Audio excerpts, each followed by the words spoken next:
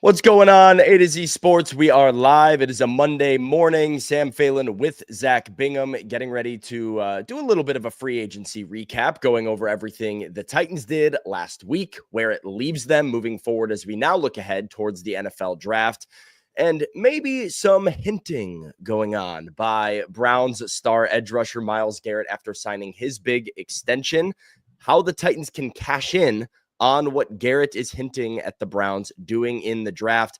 Zach and I have all of that for you. We'll go over our March Madness brackets because it is that time of year. It is March, so getting ready for the NCAA tournament with a little bit of a bracket preview as well. Calling out our Final Fours, our national champions, doing all of that good stuff here on a Monday morning. Gonna be a good show. Zach, tell the folks what to do. Yeah, got a big show in store Monday morning, Monday. We are broadcasting live on 3 different platforms, including Facebook, YouTube, and Twitch. Got you locked there. We will tweet out segment by segment, link by link on our Twitter handle at A to Z Sports. If you're a Titans fan, make sure you follow us there. We always have good content going out. If you're an NFL fan, make sure you follow us on our all Twitter handle at A to Z Sports NFL. We have tons of league news going out on that handle, as well as other articles and content there. YouTube, that's where you subscribe. It is the easiest way to take part, interact in the chat, watch our live streams, get notified. YouTube, go to YouTube and search A to Z Sports Nashville. Make sure you hit the subscribe button. Like this video. It helps distribution. It helps more people get in on the conversation. And ring the bell, as we say, for live alerts. So when we go live, you guys get notified. That's important. So make sure you ring the bell. Facebook, what's going on? Facebookers, bottom left corner of your screen. Share now to public. Sharing is caring and caring is sharing, as we say on this show. Share the show around. Make sure we pop it up in your Facebook news feed. And let's get this party started on a Monday morning. All right, let's do it officially. Welcome in to A to Z Sports here on a Monday morning. Gotta like the show, do all of those things that Zach said. I'm Sam Phelan. He is Zach Bingham. And gotta thank our sponsors this morning for helping all of us out while we help out all of you. They are Wilson County Hyundai. Make Wilson County Hyundai a part of your new car buying process in Lebanon or at wilsoncountyhyundai.com. The Bone and Joint Institute, the region's destination for comprehensive orthopedic and sports medicine care. And our friends over at Bart Durham Injury Law, because a crash can change your life forever. And help is just one click away at Bart Durham. All right, Zach. So I guess you were sort of out for most of the week while the Titans were making their, we heard from you Monday. Now free agency open. The Titans made all of these moves 1 week after sort of this free agency window opened. What are your initial thoughts on kind of all that the Titans did? It was a busy week, not necessarily a lot of splashes, but the Titans did get a lot done during the week of free agency. Well, they need to make roster moves. This is the time to make roster moves. And Easton and I talked about this last Monday. The one thing that I felt like they needed to target as top priority was offensive line, that right tackle. I think they did a different approach that I don't actually hate. They moved the first round draft pick, J.C. Latham, back to his position. I thought that was the most interesting move, in my opinion, that the Titans did all week. Is obviously you could argue they overpaid for Dan Moore, former Steeler, to kind of linchpin the left side of the offensive line. But their biggest problem was the right side of their offensive line. We're all sick of Nicholas Petit-Frere. That guy sucks. He blows. He's not good. He can't play. Can't get leverage. Can't get his first step in, gets blown up, then gets penalties. We've seen the disaster that is NPF when he's not betting on baseball or sports or Pete Rosing. I think this was the move that I appreciated from the Titans brass because they had to fix it. Now, was this showcasing what they were going to do in the draft? Maybe. I mean, I think we're all trying to look at little things that they did in free agency, telling signs to see, hey, is this tipping their hat? I thought they did a pretty good job of not truly tipping their hat because they didn't go out and get a big-time pass rusher. So I think Abdul Carter is still in play if they decide to trade down, if that's the route they go. And they also, they don't have very good quarterback room still, even though they signed Brandon Allen. So they restructured and remaneuvered their offensive line. I like that. And look, they still have needs, right? They still got to get edge. They still got to get a wide receiver. There's still some holes to fill. But overall, I understood what the worst team in the NFL was trying to do, at least. Yeah. So I don't know. I would disagree with the idea that they didn't telegraph their hand, so to speak, because I came away from the week being like, well, the Titans are letting everybody know what they're doing at number one. And the reason I say that is because they made a lot of moves that were unnecessary moves to make to move away from like decent players. Most recently, moving on from Chidobe Awuzie at cornerback, right? And like why I say it's unnecessary, because you didn't clear a ton of cap space.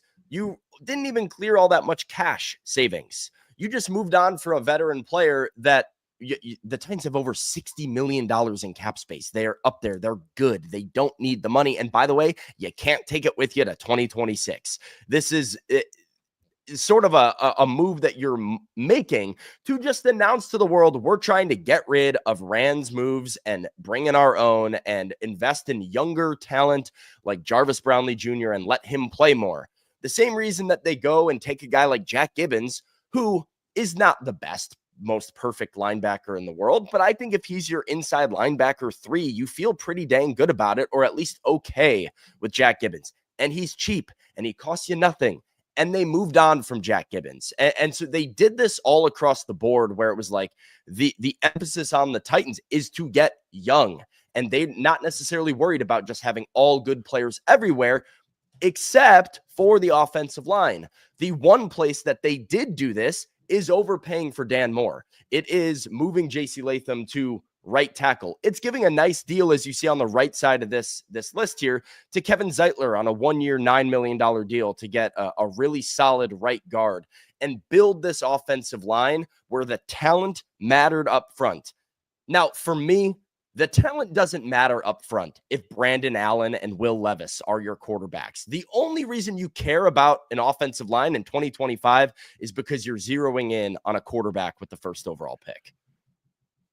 Sam, if the Titans could still draft based on their moves today, they could still draft Abdul Carter, Travis Hunter, Cam Ward, or Shador Sanders.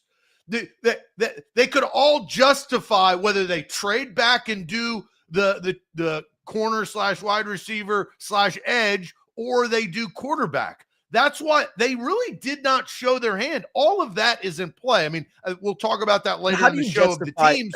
But if Brandon Allen and Will Levis go into the season and they pull a Houston Texans, we're going Davis Mills on your ass, that you still have to protect those guys, because if you don't protect really bad quarterbacks, you really get destroyed and you're a 1-win team. But I think you're fine with being a 1-win team. Like if you're going into the year with Brandon Allen and Will Levis at quarterback, you are essentially punting the year away. And like you know going in, hey, what are the chances that we're actually getting improvement and making a push? Not very likely if Brandon Allen is your starting quarterback. So I think they are making moves. $30 million of Dan Moore's contract is in 2025, paying him a lot of money this year.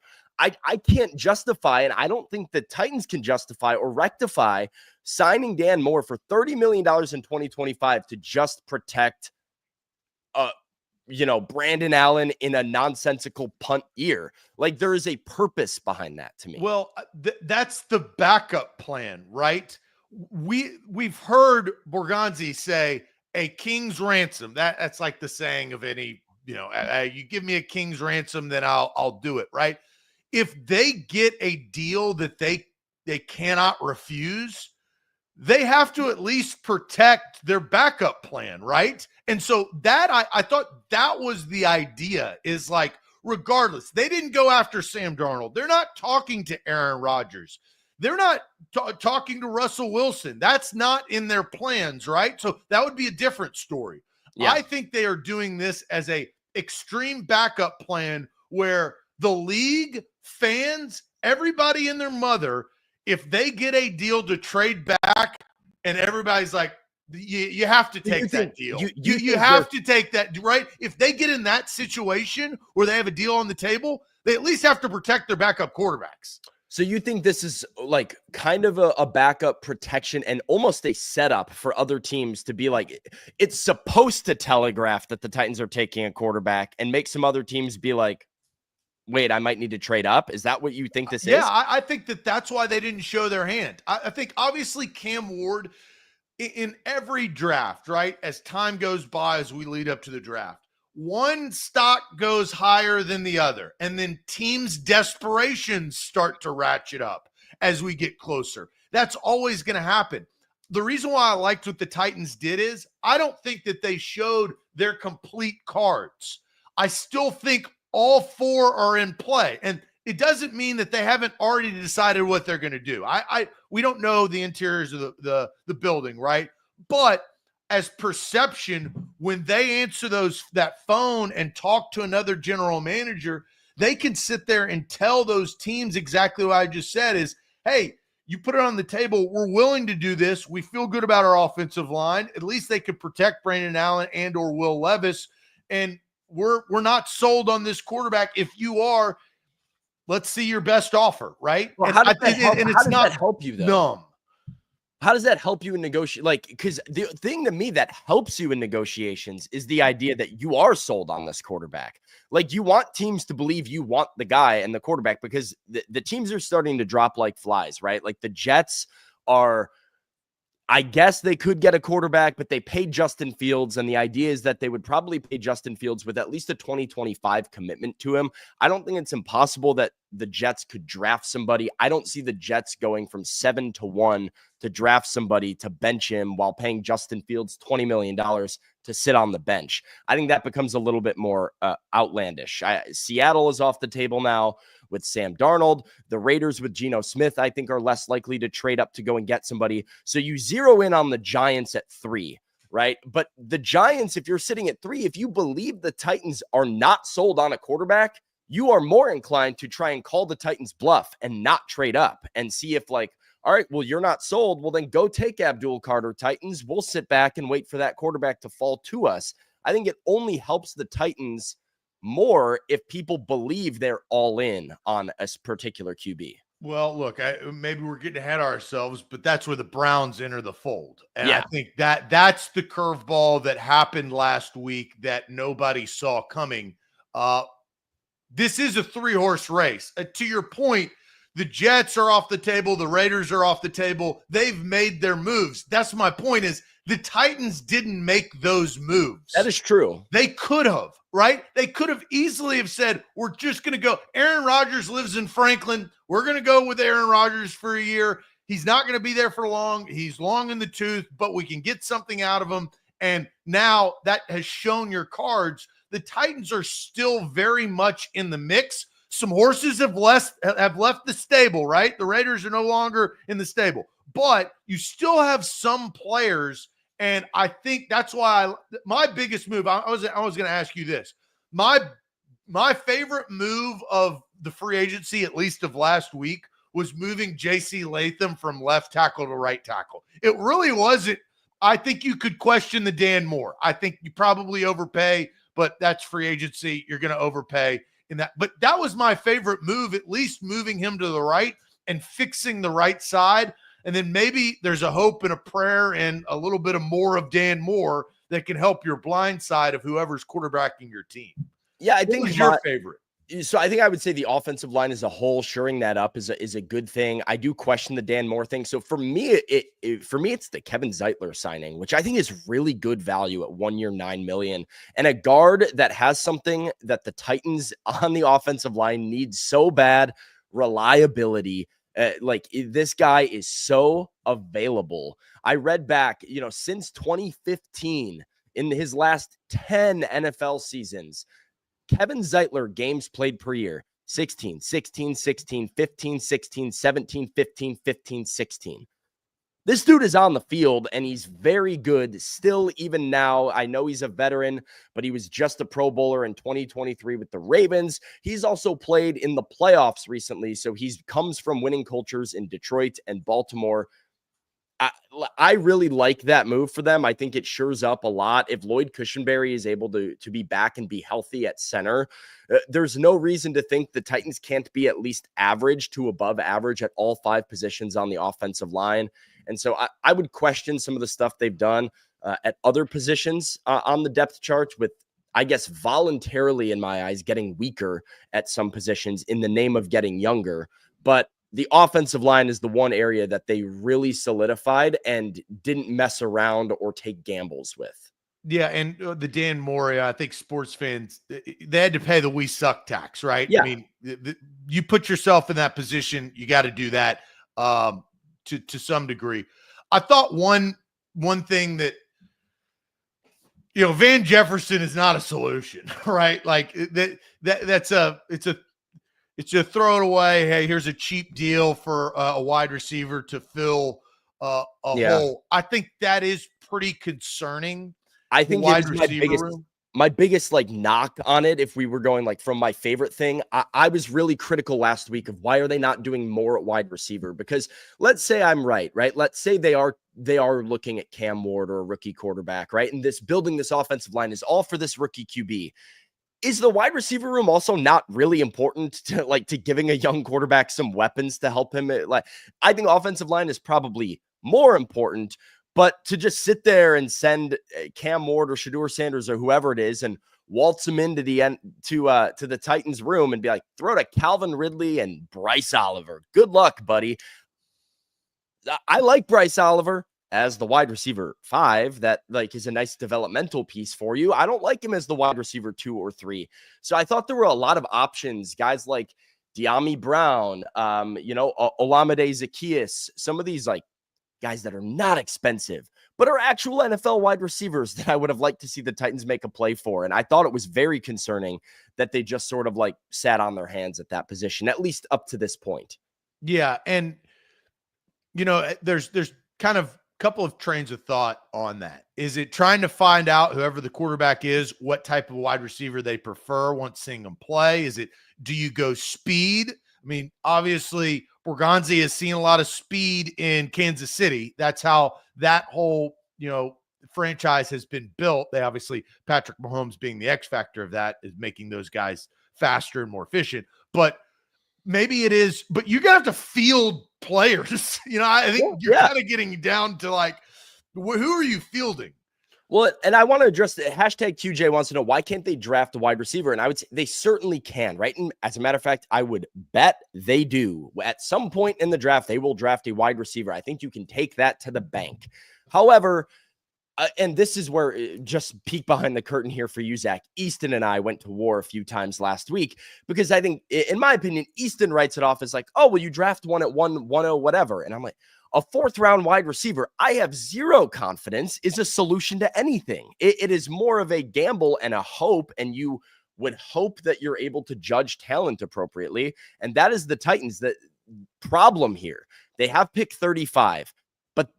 As you brought up, they also didn't really sign a big premier edge. They got Draymond Jones, who's a nice additional piece, but you're still have a huge need at edge rusher. You still have a huge need at wide receiver. And if you're using pick 1 on a quarterback, you can't address both of those needs with one pick at pick 35.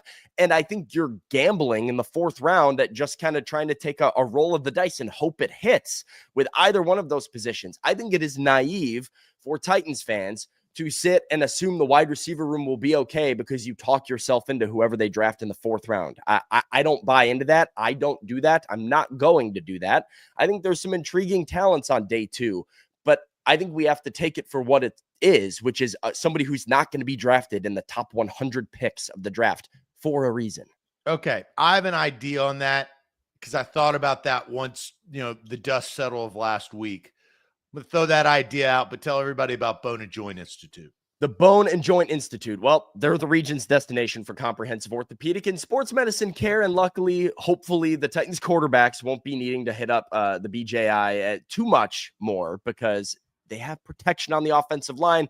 But if you get hurt, you have to know who to trust. You don't want to fumble on your recovery. And the Bone and Joint Institute has everything you need. Over a dozen specialists out in Franklin who can help you through any type of injury. They have a state-of-the-art rehab facility on campus to help your recovery. And they do it all under one roof. Maximum convenience when you've got clinic, testing, imaging, surgery, and rehab all together. So schedule your appointment with the Bone and Joint Institute by going to boneandjointtn.org. A to Z Sports. Don't forget, we got the Louis 5-star special. I see these emails come in after I do the show on Monday. I know Easton, you, and everybody has been doing a good job promoting the 5-star reviews. Got some more 5 stars rolling in. That's good. We're fighting fire with fire. Like, subscribe, and make sure that you tune in every single morning and night to primetime for A to Z Sports. All right, Sam. Here's what I think. I want to say have to do, but this makes the most sense. I hope I know where you're going with this because I'm simpatico with something, hopefully. You probably are. The Titans pick 35th. The top of the round because it flips based on tie breaks. It goes Cleveland, Giants, Tennessee. That's the top of the second round. I think that is a premier spot to trade down and get more picks. You have to trade that pick, especially if you take Cam Ward, number 1 overall, which that is definitely, that's probably the higher percentage now than trading back. If you just March 17th prior to the draft, you use that as leverage because we've seen it before. I hate to bring Will Levis up, but that was the case of there's always going to be probably maybe that 3rd or 4th quarterback that falls into the first round that gives some desperation to a team coming up. And who knows how the rest of free agency plays out with Aaron Rodgers and some of the other quarterbacks that are Russell Wilson's the other two. So I think you trade back, and that's where you get more picks to draft a wide receiver and an edge. Those are 2 positions. You're kind of forced at the top of this draft. If you had 3 picks because you traded back, so you get a 3rd-round pick or late second, however that deal goes down, you have to draft a quarterback, an edge rusher, and a wide receiver. Yep. You have those are glaring needs, and in today's age of the NFL, those 3 positions plus tackle and corner are the 5 most important positions in football. And so you need 3 out of those 5. You've already addressed corner, you're okay, right? In that sense. You've spent a lot of money on tackle and you've kind of reorganized your offensive line. But those 3 other slots, you are in desperate. There's nobody playing those positions. Yeah.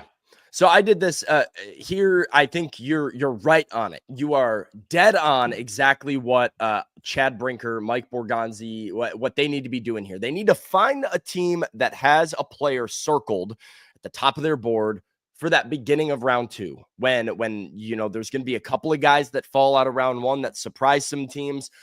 Titans fans are going to have a couple of names, I'm sure, on their own radar when they look at 35 that are intriguing to them.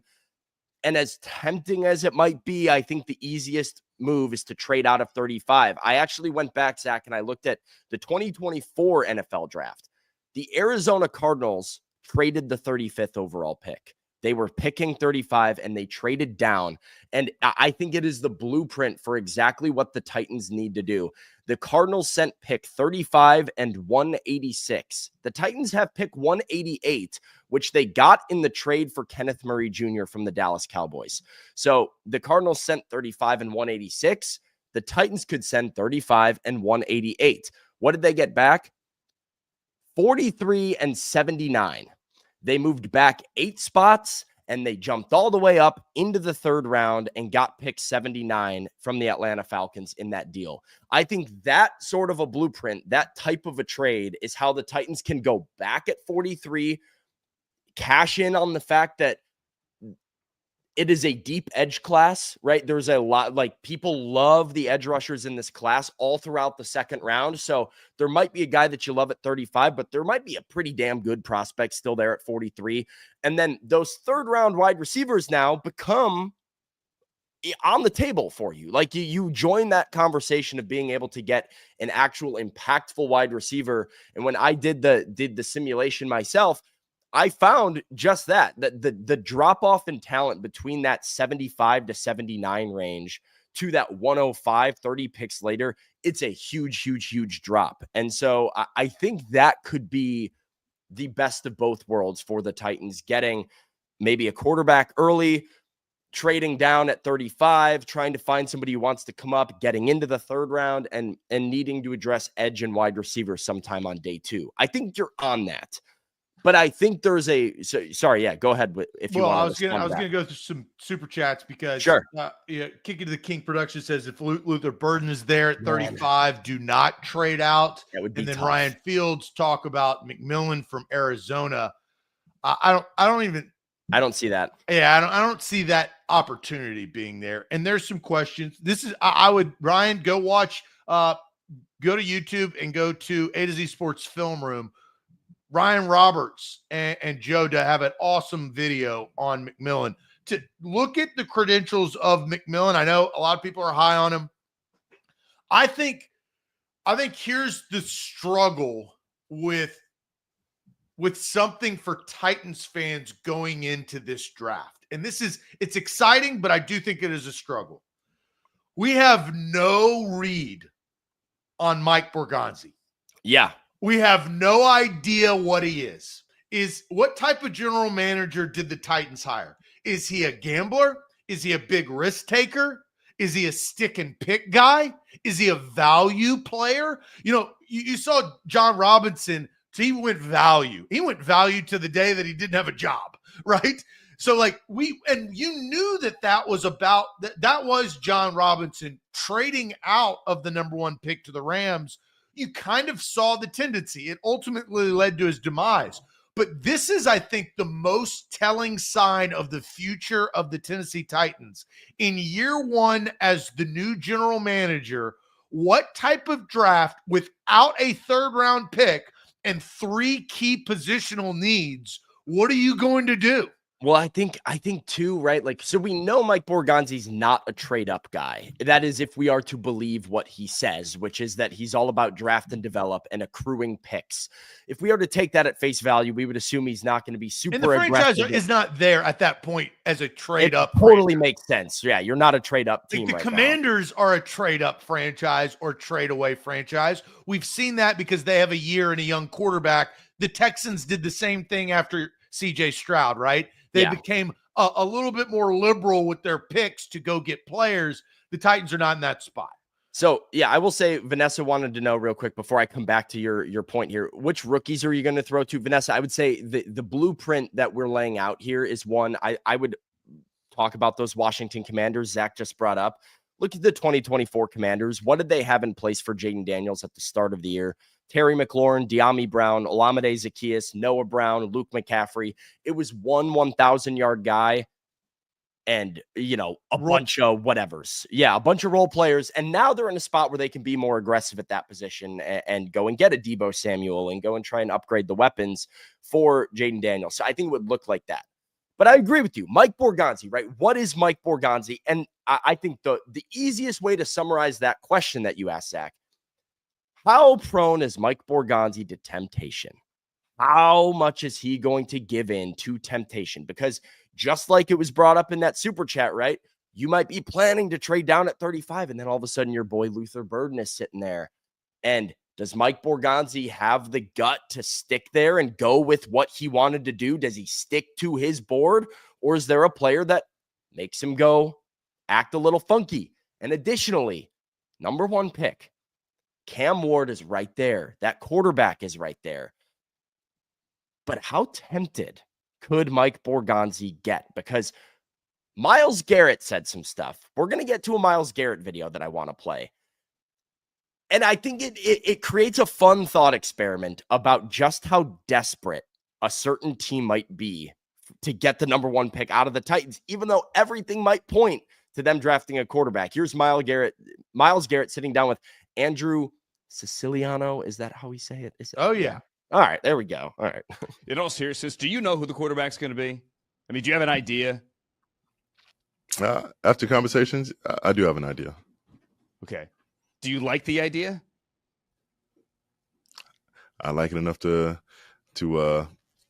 be here smiling in front of you because I think we have a good chance of that happening and making the most out of it. Can you tell us who it is, Myles? I can't do that. So he knows who it is. So he's talked to the team. Obviously, right? Myles Garrett wants to know what's the plan at quarterback before I sign this massive extension. And this means he believes they're drafting a quarterback, right, Zach? Look, that's like the position that he's taking. Is he fooling everyone, right? Is he just playing it up? I mean, he got paid. We all know the reason why Myles Garrett stayed in Cleveland was because of cold, hard cash, right? We know that was the reason. But it does make sense. He requests a trade, says he's unhappy, wants to leave, then re-signs a mega deal. They had to have told him something secondarily to the cold hard cash Brinks truck that they backed up to Myles Garrett's front door. He's insinuating that it is a quarterback other than Deshaun Watson, right? Because Deshaun Watson tore his Achilles for the second time. Don't know what type of player he's going to be. They restructured that deal to create more money because they then had the leverage. It's kind of a pendulum swing. Deshaun Watson had all of the leverage because he had all of the guaranteed money. And then the Browns did because I think karma, that's my opinion, on Watson coming back. Also, congratulations, Watson just got engaged, happily ever after. But Myles Garrett sitting there telling us in that video, it seems like he's insinuating they're going to take Shador Sanders at number 2 overall or trade up for Cam Ward at number 1 overall. One of the two, a new young quarterback, is going to be on the Cleveland Browns, which means it's a 3-horse race. We established that. The Tennessee Titans, the Cleveland Browns, and the New York Giants. 1, 2, 3. The reason why they're at the top of the draft is because they don't have a very good quarterback. There's only 2 good quarterbacks at the top of this draft. So somebody is going to get left alone. The Browns maybe don't want to be the one left alone, even though they have, Deshaun Watson is the best quarterback on all 3 of those rosters, but he's hurt. Is he? I don't know if we can even say that for sure. It's like Deshaun Watson better than Will Levis right now. Yes. It might be closer than you think. Who did the Giants have on the roster? Tommy DeVito? No one, right? Nobody. So that's where we go next, though, right? Is if we are to believe the Browns. I'll be honest. I would take a double Achilles tear Watson than Will Levis. Disagree. Disagree. I'm gonna have to be the voice of reason, but I appreciate the conviction there. I think, right, so naturally we go, all right, Browns, Cam Ward or Shador Sanders. Titans seem in a prime position where if they want to, they can also go Cam Ward or Shador Sanders at number 1. And the dominoes have fallen, and the New York Giants still have nobody. And so I think the one team that, heart rate is starting to go a little bit is Joel Shane over there with the New York Giants, because not only is it a team that needs a quarterback, it's a GM that shouldn't have a job. Let's be honest. Like, there is no way. I cannot believe they aired that offseason Hard Knocks thing. I cannot believe that, Well, that's why they're in North Carolina this year. The Giants let it get out. The Saquon stuff, the way that season went, the GM's kid being like, go get Jaden Daniels just to have the division rival get him. And then he goes to the NFC Championship game. Bad all the way across the board, an absolute dumpster fire in New York. He needs to do something to save his job. Going into the season with Aaron Rodgers, I don't think is it. And I think he knows it's probably not it. I think the pressure right now on the Giants to go and get a young, promising quarterback is really, really high. And so if they are to believe that the Titans and Browns are leaning towards taking a quarterback, how desperate could they get? What offer could they make? And that is where your question about Mike Borgonzi comes into play, because Mike Borgonzi could have done this entire free agency poised for the Titans to draft Cam Ward. And there still might be a phone call that you're dumb to say no to. At the end of the day, that's always a possibility. And I'm curious where, for Borgonzi, for you, Zach, for our chat, for anybody, what that threshold sort of is, where you have to say, I'm going to put my pride aside. We're going to suck in 2025. But man, I'm too dumb if I say no to this. I think that's a really interesting thing we could start to see play out in the weeks leading up to the draft. So let's ask the chat. Would you rather the Titans get Cam Ward, easy stick and pick, number one, consensus, quarterback, check the team need, go on to the rest of the draft, franchise player, or have the Giants overpay for the number one overall pick because Myles Garrett just maybe insinuates they're taking Shador Sanders, there's 3 dance partners, and there's only two quarterbacks at this dance. And the Giants, DeVito, right? I mean, now the Giants are in second and third round disarray because we all agree there is a drop-off after those 2 quarterbacks. Yeah. Doesn't mean that they won't be, doesn't mean Jackson Dart can't play in the league. I mean, side question real quick. The Ole Miss guy here, dumber move by the Giants, overpaying for number one or taking Jackson Dart 3 overall? You can't take Jackson Dart 3. I've seen it in mocks. I've seen it in mocks. I think if that's the case, if the Giants were going to take Jackson Dart high, they would trade up from the second to the first round, top of the second to the first round, to draft in the first round. So You're right that's off the table. And now you have Jackson Dart and Abdul Carter / Travis Hunter on your team. You have some, I mean, that's better than Jackson Dart 3 overall. That's not going to happen. So yeah, there's that. Okay. So we asked that question. Would you rather the Titans get Cam Ward or the Giants do something dumb and overpay for number one? Let us know in the chat. And while you guys pound the comment section with your answers, I'm going to tell you about an answer to a problem we see all the time. And it's your big truck wreck. It's the fight for justice over at Bart Durham Injury Law, because a crash can change your life forever. And Bart Durham is here to help. Only a phone call or a click away. You can reach their team 24/7 to get legal questions answered at 615-242-9000. That's 615-242-9000, because you deserve to be paid. Their attorneys are available to meet you whenever is most convenient, including going virtually. So visit the website, bartdurham.com, for current news, blogs to contact, or live chat, because you deserve to get paid, and Bart Durham is a click away.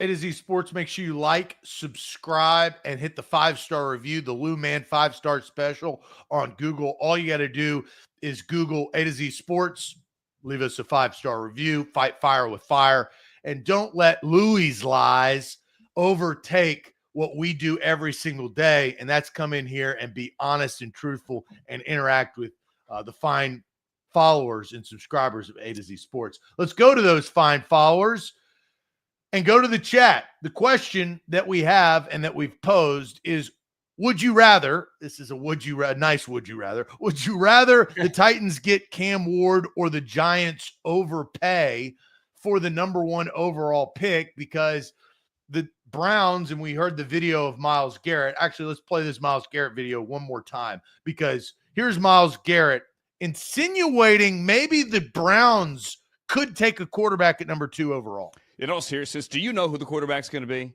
I mean, do you have an idea? After conversations, I do have an idea. Okay. Do you like the idea? I like it enough to be here smiling in front of you, because I think we have a good chance of that happening and making the most out of it. Can you tell us who it is, Myles? You know I can't do that.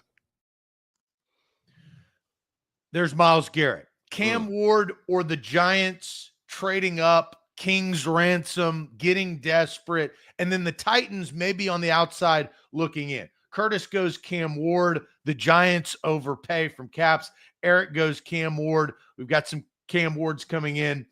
Steven, A&G, Giants overpaying from Jay, Giants overpaying from Nolan, Cam Ward from Curtis, Nevermind Titan from Cam Ward from Nevermind Titan, Ward from Vaughn. I want the haul, dad to the bone, overpay. Eric wants the haul. Cam Ward from hashtag top tier says Ward easy, overpay, coming in there on YouTube. Cam or Sanders. So Vanessa wants a quarterback. Overpay from Justin. Overpay from Maven. Giants overpay from DeMarco. So I thought it was going to be a Cam runaway at the beginning, but there has been some overpay and grab more picks. Stick and pick for Ward from King JP. Cam Ward from Titan Tonio. I would take the overpay from Mario Williams. Overpay from Borkington, move back, trade, and then we've got Cam Ward, overpay. But I think overpay is winning in the chat, which is kind of wild. You have some Cam Wards coming in here, but you're surprised by that? Say again? You're surprised by that? I am. I thought that the chat would resonate with the quarterback. Sam, what do you resonate with? The Giants overpaying. Now, we're not sitting here saying they're going to give the Titans 5 future first-round picks.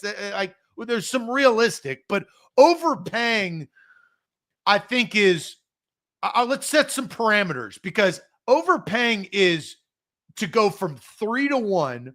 At minimum, it's a future first-round pick. I also think that you probably throw in a future third. What if it was? You need a lot of picks. So the overpay that I had written down, let me know if you agree that this is a realistic, but it's an overpay. 3rd overall this year, this year's 2nd round pick, next year's 1, and next year's 3. That's an overpay. That's an overpay. I agree. Those are all high round picks. I mean, for 2 spots. What if you take out next year's 3? What if it's year 1 this year, so 3rd overall, next year's 1, and this year's 2nd? Is that an overpay? I mean, not as much, but I think you have to, because you are risking not having a franchise quarterback on your roster, it's going to have to take an overpay, like the first scenario.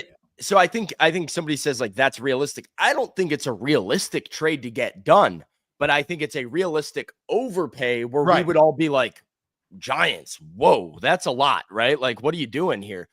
And so I'm honestly, I surprised myself, Zach, as I reflected on this. The answer that I settled on was not what I thought I would. And that is because I have been maintaining throughout the entire offseason that the smartest move, bar none, for the Titans is to draft a quarterback. That has been where I've wanted them to go. I have said repeatedly that just because you don't draft a quarterback and punt it till the next year doesn't mean you will be in position to draft that quarterback in 2026 if you choose not to get one now. The 1st overall pick doesn't come around very often. I think that is evidenced by the fact that the Titans have never actually sat and picked at 1st overall before. And a team like the Giants, who's been perennially bad, kind of finds a way to screw it up and pick 3rd or 4th or 5th or whatever it is pretty much every year because they accidentally win some games. And so I thought I would sit here and say that you got to take Cam Ward. But I've also been very public about the fact that I would prefer to take Shador Sanders than Cam Ward if it were me personally making that pick in this year's draft. And given what the Titans have just done in free agency, seeing the dominoes fall, I would rather take the Giants overpay. Because you are going to suck if you don't draft a quarterback 1st overall. Like the idea of going into the year with, I forget Buddy's name like every other day that Brandon Allen. I forget it half the time. I keep trying to call him Jake Browning. It's the other Cincinnati guy. Brandon Allen and Will Levis. I'll be honest. We all have one of those where we call a guy the wrong name. You know what mine was, which I was actually happy to see him go. All last year, I would call Mason Rudolph Kyle Rudolph, and those are two different guys. Yeah, very. So we all have those. But Brandon Allen and Will Levis are the quarterback room in Tennessee. Yeah. Like I would have assumed, right? So when I developed that take that you have to take a quarterback because you probably won't be in the number 1 overall pick spot again next year, I was under the assumption that the alternative to drafting a quarterback was a Kirk Cousins, Matt Stafford, Derek Carr, proven veteran. Now that we've sort of seen the offseason play out and those guys are elsewhere and they have homes, the idea of going into the year with Brandon Allen and Will Levis, you're probably going to pick first overall again next year, or at least in like the top 2 or 3. I think the Giants could suck again next year, even with Cam Ward on their roster. You could end up with 2 top 5 picks, very realistically, if you're the Titans. And that sort of an overpay is what a team needs to completely reset and spark their future really quickly. So I think I would rather have a really bad, egregious overpay by New York. I'm going to get to some super chats because I think they put another scenario on the table, but I want to answer this question because it's based on what draft you're in when you have the number 1 overall pick. The answer to this question is to draft Cam Ward. You need a quarterback. You have to have a quarterback to win in this league. You have the pick of the litter. Cam Ward, I think I like Cam Ward's demeanor, which is doubt me, I'll kill you. Sure. Don't believe in me, I'll show you. Don't think I'll work hard, I'll outwork you. Like that, right? None of the BS, not the flash. He doesn't have the shine. He doesn't have that. He is all business. He's not doing cuts commercials every other Instagram post like your boy ate. I like Cam Ward. I definitely think that there's some things that he's got to work on to develop. I mean, that's with any rookie.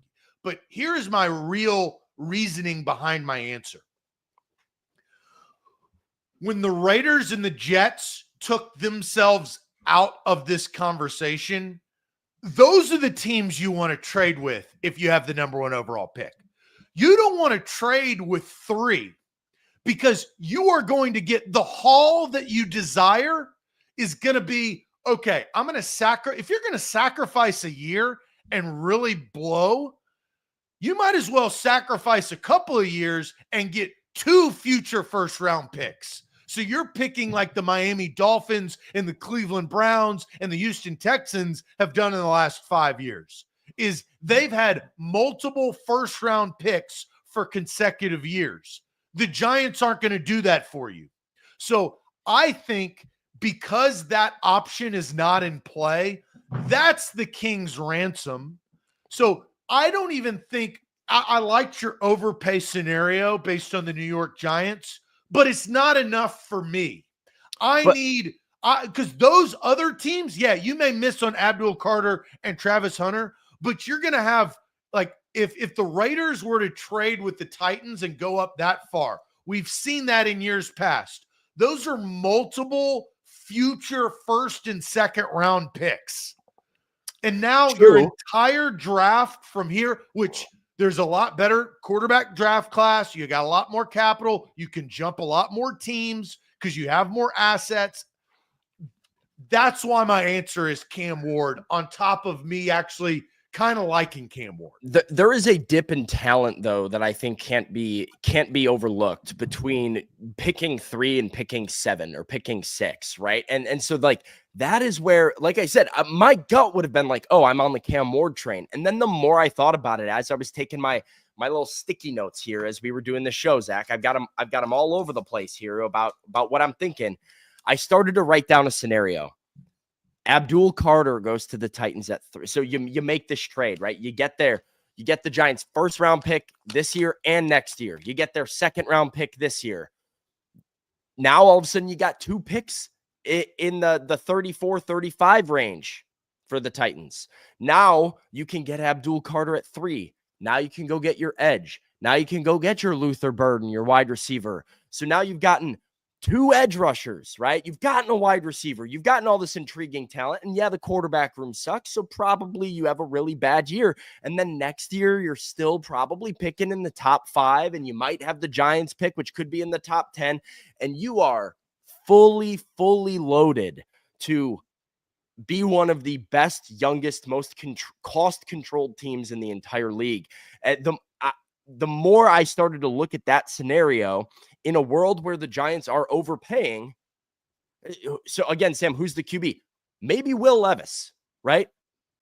I don't care, because in this scenario, you don't care. That doesn't here's the hard part, Sam, and this is a big caveat to what the Titans and the position they're in as a franchise. They cannot continuously hurt their fan base and make them apathetic because they're a small market team, and they will go away. But at the same time, like, this is also the risk that I think teams have. Small market teams do this a lot, and I think it perpetually keeps them at the bottom of the standings, which is this. Easton and I actually talked about this a little bit on Friday. It's this little brother syndrome, this inferiority complex, this idea that we're bad and we're a small market, so we have to overpay for players, and we have to convince ourselves and our fan base that we're good. That's what Rand Carthon did last offseason. He paid for all these players. He made all these trades. He tried to be flashy under this idea that, pay attention to us, the Titans, we're here too. And then you ended up with none of it working, and you didn't build it the right way. I think the best move for the Titans is, people are saying we need a new QB. You do. It doesn't matter in 2025. Corey Nichols, anybody else who's been saying that in the chat, like we need a QB, you're gonna suck regardless. The Titans are not trying to win in 2025. No. See, this is where I push back. You draft Cam Ward #1 overall, you're going from a 3-win team, and if he's better than anybody on the roster. He's the #1 quarterback in the entire draft, right? All you're trying to do is win 6 to 7 to 8 games, in between 6 and 8 games. And if you do that, you've shown something. You're not trying to go to the AFC Championship game like Jaden Daniels did. That's not the goal. That's unrealistic. But now you're building something where, and this is key, small market teams need selling items in free agency. Next year, Deebo Samuel wasn't complaining about going to Washington because he traded Brock Purdy for a young upstart talent in Daniels, right? So Cam Ward is sellable. It's not just to the fans. I think that's important, but it's to the overall franchise build that they've got their franchise quarterback, and he's shown enough. Drake May is a perfect example. Drake May they won 3 games, right? No, I agree. He won the fan base over enough that they are not in this conversation of drafting another quarterback. But the idea to me, like, when I hear people be like, well, that scenario you just played out, we don't, because I said you address your needs, right? You get Abdul Carter, you get a wide receiver, you start to address all of these needs. People are like, but then you don't have a quarterback. But it doesn't matter if the goal is not win. Right? If you were in the Giants position where you have a lot of pieces on your roster where you feel like you could be good and you're like, but we don't have that's a problem. But even with a quarterback, as you just said, the objective is not the playoffs. Like, this is not a season that you are trying to compete for a Super Bowl regardless. So we need to get rid of that sort of expectation. But Sam, you never know what's going to happen. You're not competing for a Super Bowl, but how the NFL is now structured, you have 7 playoff teams and the last game is a divisional game. Last year, they played 3 divisional games the last 3 weeks of the season. If you have a quarterback, you can flip the script, and if you win and go on a run, you can then sneak into a wild card or win a division. The NFL is like it's geniusly set up that it's not, and now you've resurged your entire franchise. It's not a championship level, but making the playoffs is impactful, especially with a rookie QB. And if you have yourself a puncher's chance at the end of the season, you've won. Yeah, I don't disagree with that, right? Like, this is why my philosophy all offseason that I've been pounding the table for is draft a QB at 1, don't trade down. But I think we're operating under the assumption here, like the question was formulated, the Giants do something stupid. They trade you more than they should, where you go, wow.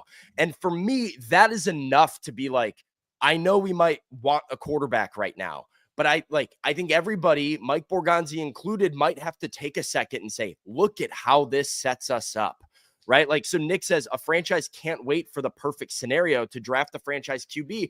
And I agree with that, but they also can't always pass up on so many draft picks if it is a big unreasonable haul. Yuri says Brian Callahan is trying to win. I totally agree with this. Here's the unfortunate part. Brian Callahan's not making the decision. And that, I think, is the biggest storyline that's not getting talked about enough with the Titans this offseason, is the disconnect between the urgency to win on the coaching staff that a front office doesn't have. So if the right offer comes along for Mike Borgonzi and he has to punt the season in order to set himself up for maximum job security and building a roster, I think he will do it.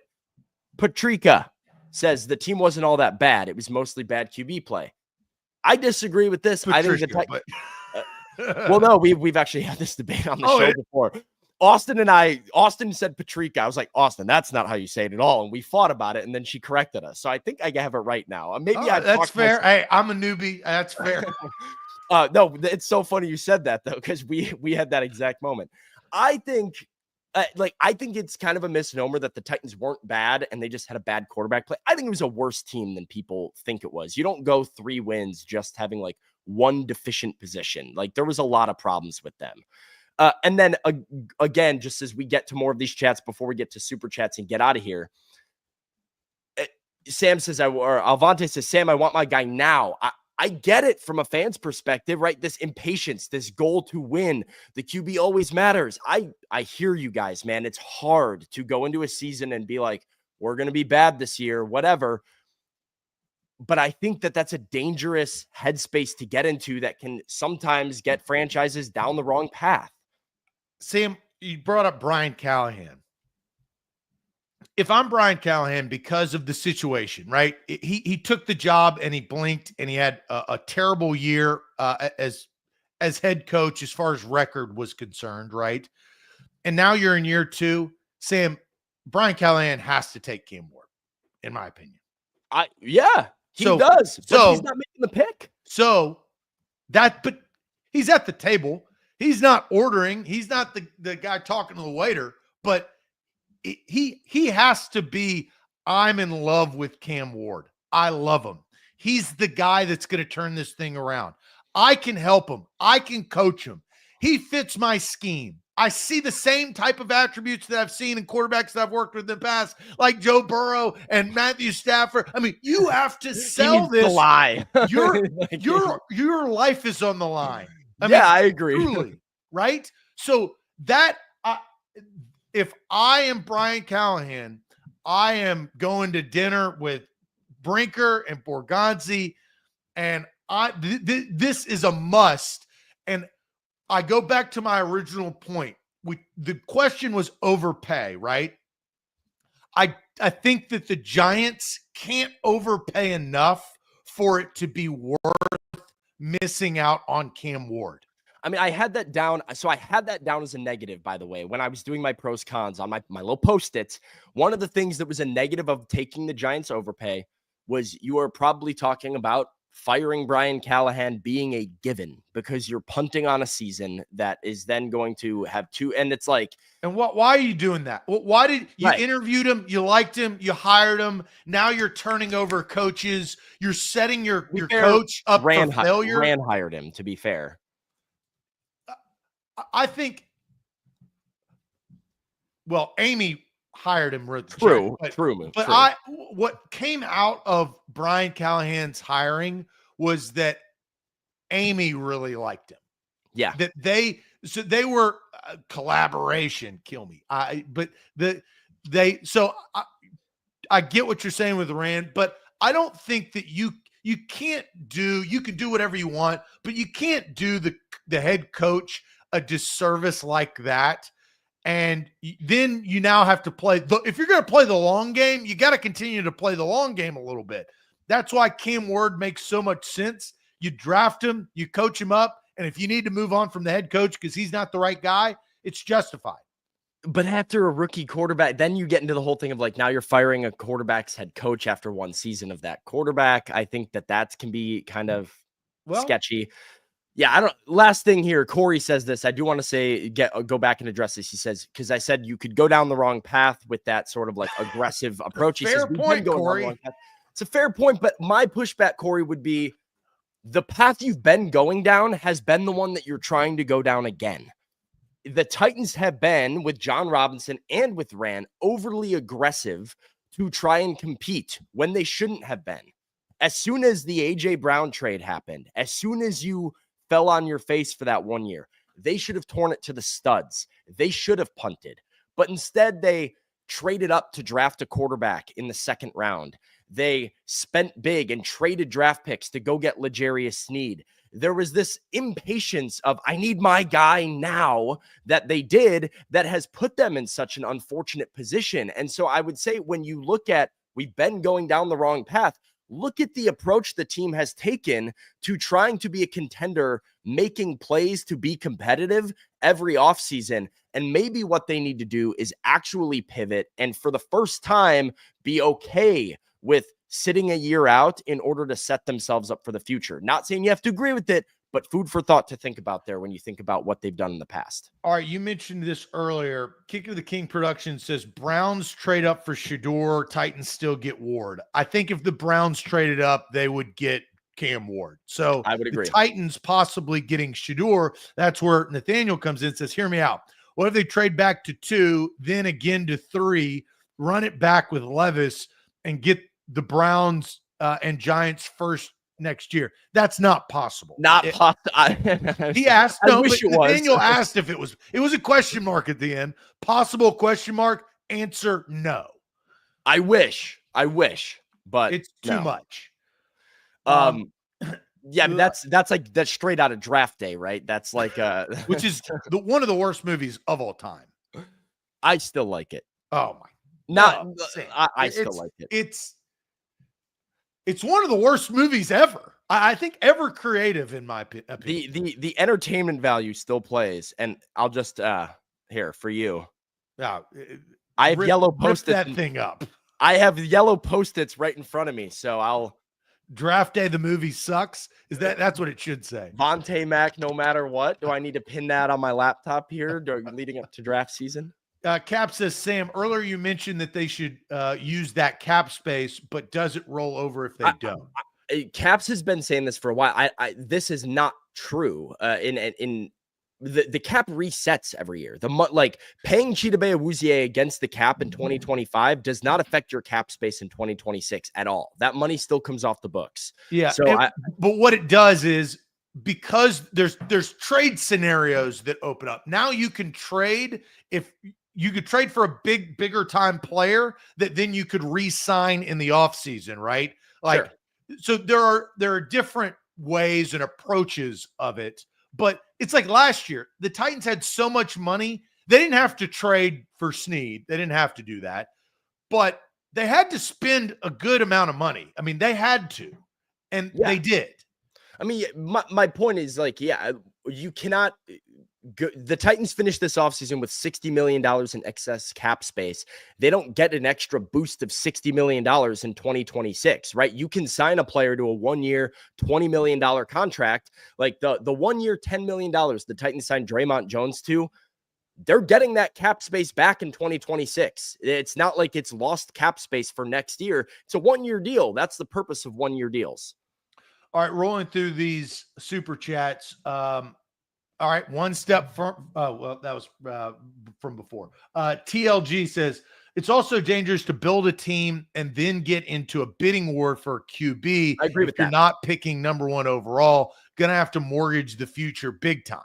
I agree with this. This is the danger that I was talking about, and that I do subscribe to. I think that's a very good argument for the Cam Ward camp here, is this idea that If you don't take him now, maybe you accidentally pick number 2 next year and there's only one guy that you really like. And now you're not in a position to get him. And what does that mean? You know, there's no guarantee that you're in this position, even if you do suck and have Brandon Allen / Jake Browning at quarterback in 2025. Yeah, a couple comments from Andre. Titans passing on Ward / Sanders to watch them be stars while they scratch their ass looking for theirs is a nightmare that only the Titans can dream up.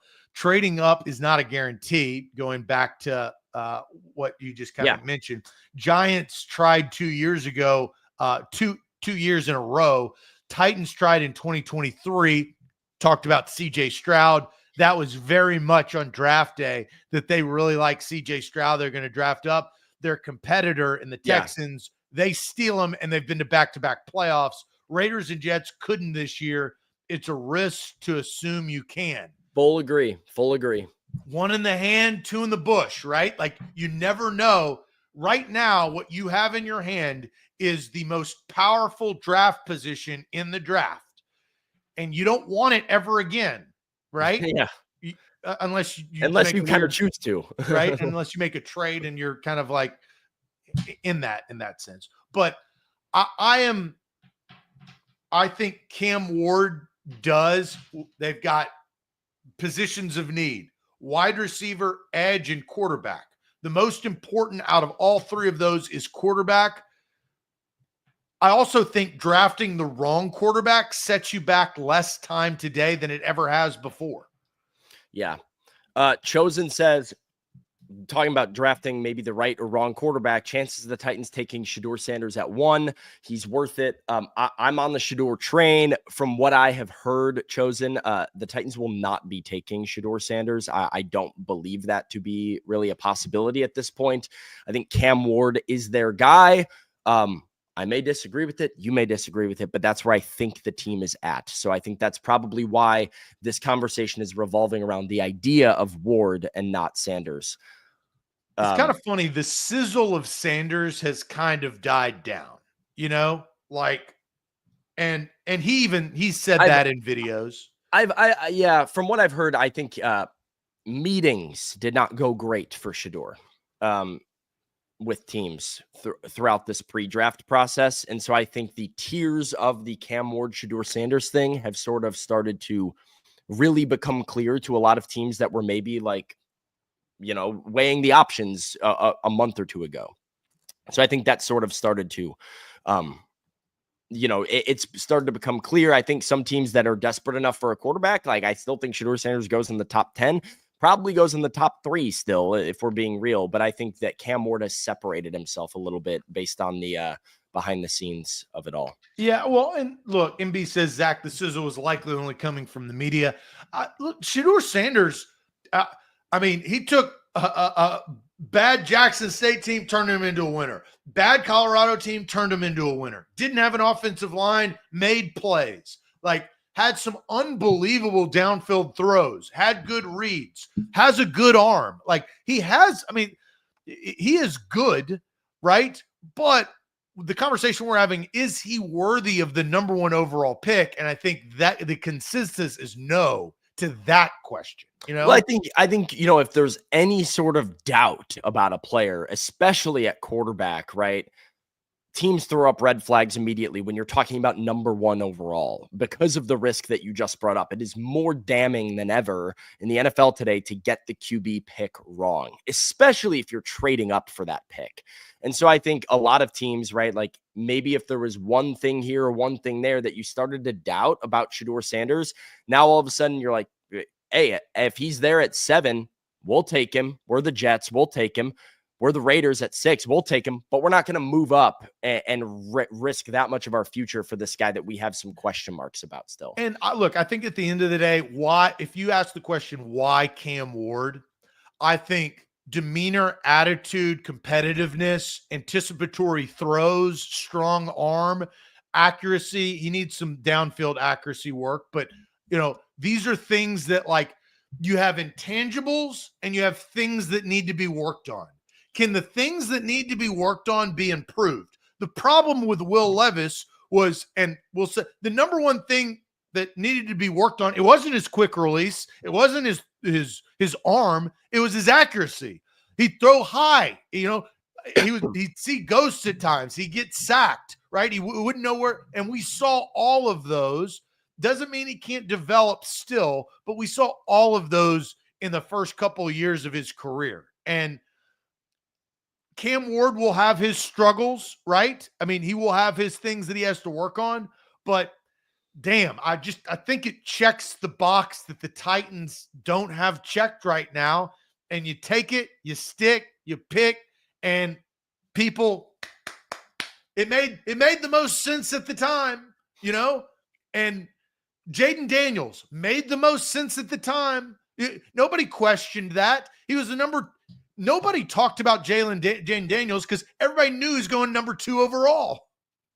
Yeah, the only way that the Camp Ward thing nobody's, even if it doesn't work, right? Nobody, I think bats an eye at it if he's the consensus number 1 guy. And the only way that it would be held over your head, I suppose, is if Shador Sanders was a star and Cam Ward was not. And then you ended up having to be well, what if forever? That sort of becomes the thing. But to your point, you can't knock the guy for being the guy that makes the most sense and being the pick. Okay, Zach, let's get out of here. Let's do some quick March Madness stuff because the NCAA tournament is coming just a few days away.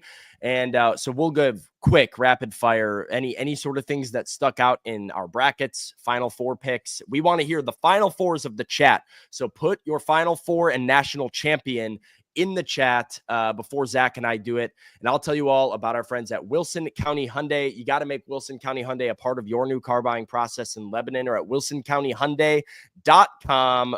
Go check them out. Wilson County Hyundai. Zach, have you filled out your bracket all the way? I've not filled out my bracket yet. I did look this morning at what I think the Final Four is. You saw a lot of the consensus of chalk. I mean, I saw a lot of 1-1-1-1s. I saw, and honestly, that's kind of where I'm leaning. I've got really. I think the SEC will do well because I think 14 SEC teams. Yeah, I think that they've played better competition. I'll tell you the one thing that I'm struggling with. So I have Michigan State out of the Atlanta bracket. I have Duke out of the Newark bracket. I have Houston out of the Indianapolis bracket. So that's 2 1-1. Here's what I struggle with. It's San Francisco's bracket. I want to pick St. John's. I want to pick St. John's to go to the championship game because I think they're well coached, whether he's a good person or bad person. Rick Pitino can coach. They have good players, but I think Florida is the best team in this tournament. And so I can't do it. So I'm going Michigan State, Florida, Houston, and Duke. Duke and Florida in the national championship and Florida winning it all. Florida is the deepest team that I've seen all year. They have stretch bigs. They've got depth. They've got guards that can run, slam, and shoot and pick. They're well coached and their team mentality. All of that makes up a national champion. And they're playing outstanding basketball. I mean, they're probably playing the best basketball going into the tournament. So Florida makes the most sense to me. That's my Final Four and champion. So here's my issue with Florida. I was kind of doing this morning and I'm looking at it. My biggest issue when I'm looking at my bracket, and this is not going to be a shot coming from me because I'm like this all the time. Is the SEC actually that good? Is the question that I have to ask, because I look at Florida and Florida has played nobody outside of the SEC. Florida's out of conference best opponent is Wake Forest, who was put out of the tournament. I mean, they played South Florida, Jacksonville, Grambling, Florida State, Florida A&M, Southern Illinois. But the SEC is better than anybody else has ever played.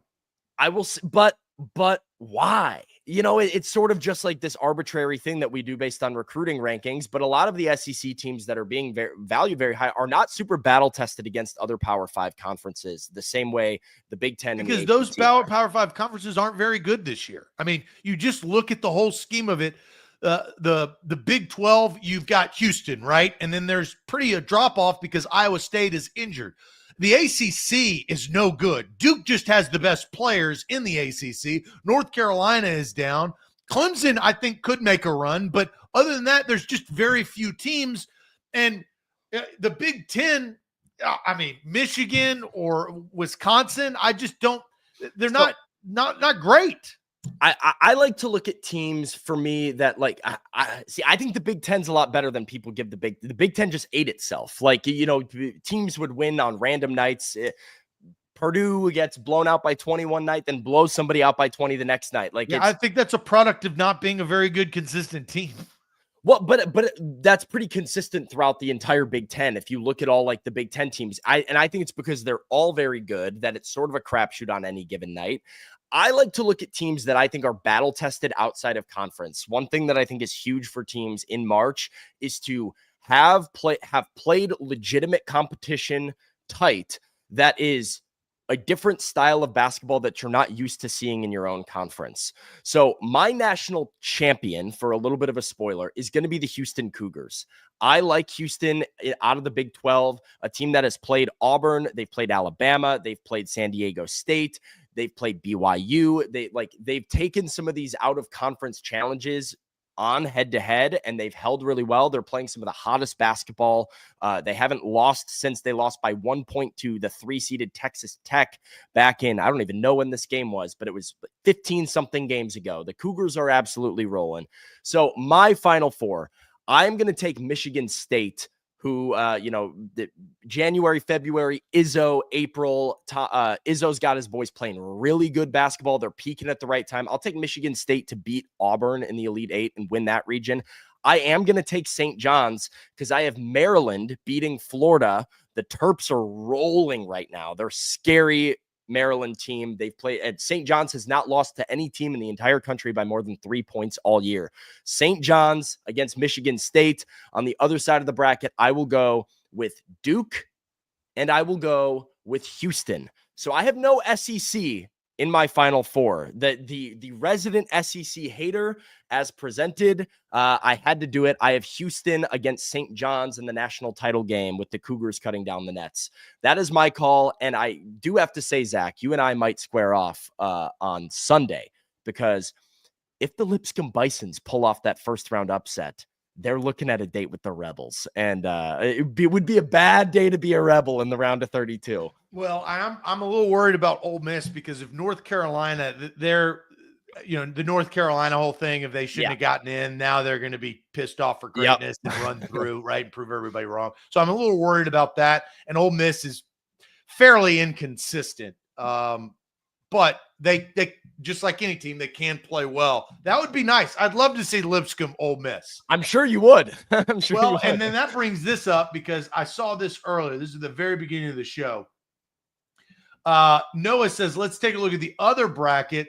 Apparently, because I got a notification on Twitter yesterday, I'm facing you in a Titans media. I saw this really quick. I did see this. Yeah. And I'm sitting here like, well, look, the good thing is, here's the win. A to Z wins no matter what, right? So we get somebody in the next round. And text come at me, say, hey, what are you going to do? I was like, well, to be honest, I'm kind of, 9 toes out the door as far as reporting on the Titans. So I think you are going to win it in a runaway. And you know what? I hope you take it all the way to the Final Four. I don't know I might have to. So normally I'm a little hands off with those types of like Titans media sort of brackets. I'm like, it's going to be what it is. I don't know. I might have to enlist like my own Swiftie gang. I might have to get the Survivor fans riled up, and then I'll just demolish everybody. If I do a couple of retweets and get the Survivor folks Torch on them, Bears, hey, help me win this meaningless bracket. Yeah. I might just have to do it. Depends. We'll see who I get in the next round. But if I have a real matchup that's rubbing me the wrong way, I will not hesitate to, enlist help from the reality TV community. Yeah. So best of luck in that bracket, because I ain't getting out of the first round. So all right.